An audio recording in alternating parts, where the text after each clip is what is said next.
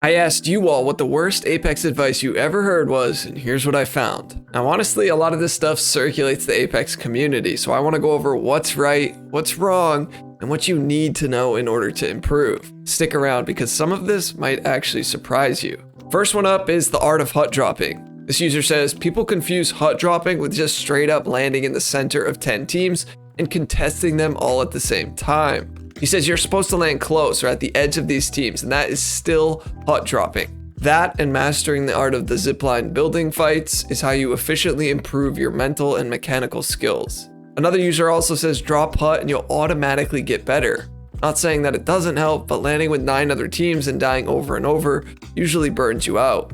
So I honestly like this take because I think many of us think we need to hut drop in order to get better, which depending on how it's done, can honestly be argued from both sides.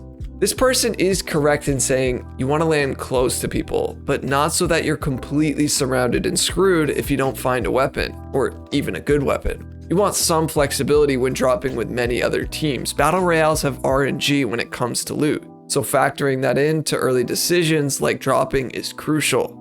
Now, I'll be the first to say it, some games I'll totally land in streamer building with 5 other teams to just see what happens. It's a challenge in and of itself.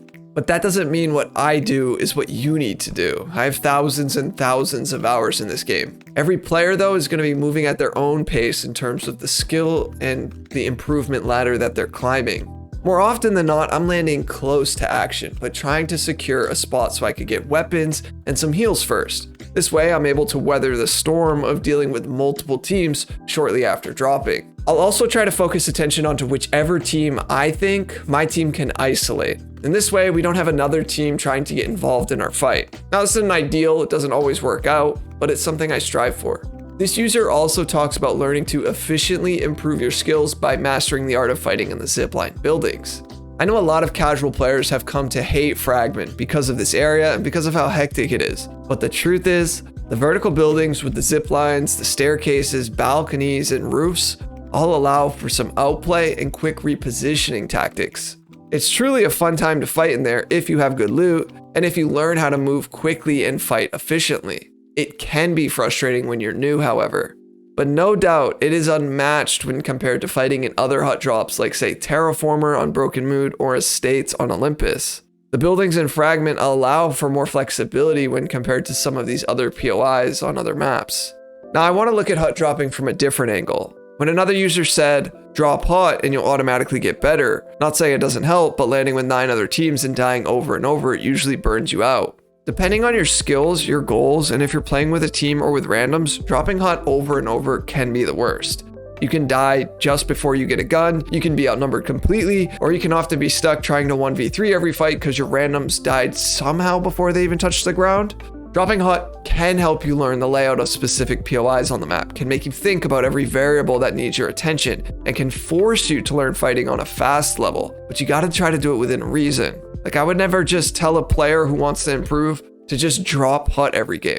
However, I also wouldn't tell them to land super isolated and loop for 10 minutes before they feel ready to fight. The bottom line here is it's about finding the right balance, not just for you, but for your team too. Now, if you guys love video games and you're thinking of ways to make a career out of it, well then listen up because this opportunity could turn out to be the perfect fit for you. This brings me to the sponsor of today's video, Southern New Hampshire University. SNHU has one of the largest accredited nonprofit online degree offerings in the country, and I want to talk to you about their game development program. In this program, you'll learn how to create realistic, dynamic gameplay experiences with game physics, AI, 2D, and 3D graphics. You'll learn computer programming languages like Java and many more. You'll also learn how games create skins and maps with 3D modeling and texturing through game art software. And lastly, you'll learn how to research, develop, and contribute to advances and trends within the field of game dev. Who knows, you could be a part of creating the next big game. Courses are taught by faculty with real-world experience, and SNHU is really affordable. Their online tuition rates are some of the lowest in the nation, so go to snhu.edu/mangos or click the link in the description to see what the current average annual salary for a programmer is and request free information about the game dev program.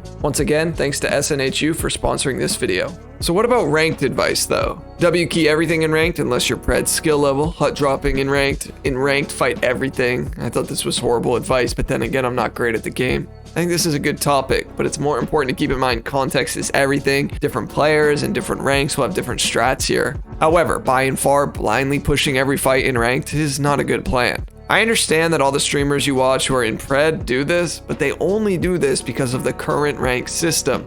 Right now, the system is so messed up that a high-level Predator can get 3 KP and win the game, but still go negative. There's also a very flawed matchmaking system right now, which makes Preds play against Diamond, Platinum, sometimes even lower ranked players, and those kills are worth far less than killing another Pred or Masters player. Now, that makes sense, but having diamonds or plats in the same lobby, and often an overwhelming amount of them too, doesn't make a whole lot of sense. So for anyone watching this under Predator rank, you probably want to take fights on a more strategic approach, especially if you're solo queuing. And this is something that I see a lot in ranked matches with solo queue players. For some reason, like 80% of Apex randoms in ranked think they need to push every shot they hear.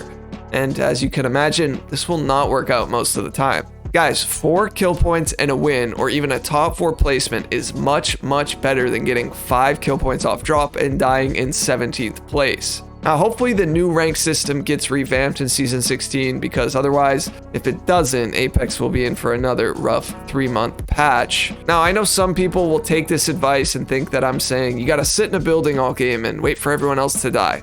I am not saying that. In fact, in the rank that you'll plateau in, it is very important to get fairly comfortable fighting that opposition. But just remember, ranked is supposed to be the more strategic game mode in Apex. So once again, there's a huge balance here too.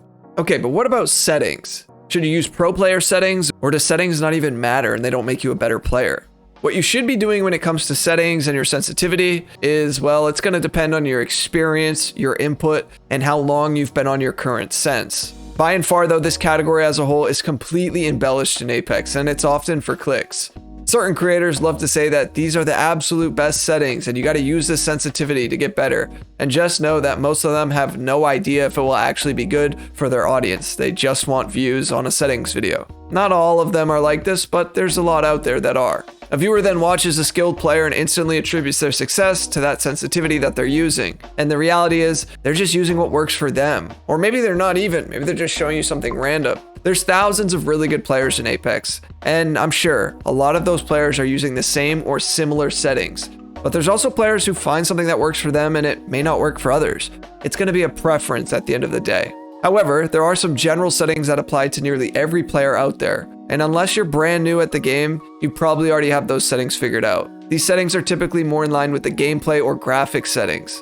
Now, I do want to say, it's fine to change up your sensitivity if it's not working for you, but try to make sure you're giving the sensitivity enough time to actually test it and get used to it. There are so many players out there who just constantly change up their sense because some pro or content creator uses it, and the player also thinks that that's the key to just flipping a switch and making them insane at the game. As most of us know, that's not how it works. It takes time to adjust to things, and constantly switching it up will hinder any improvement you may see. So it's hard to give widely applicable advice on this one because each of your situations will be different, but just don't feel like you need to change up your sensitivity every other day in hopes of it turning you into the player you want to be. What's more important than finding the right sensitivity is figuring out how to improve your aim. I covered it all in this video here. Check it out next. Thanks for watching. Peace.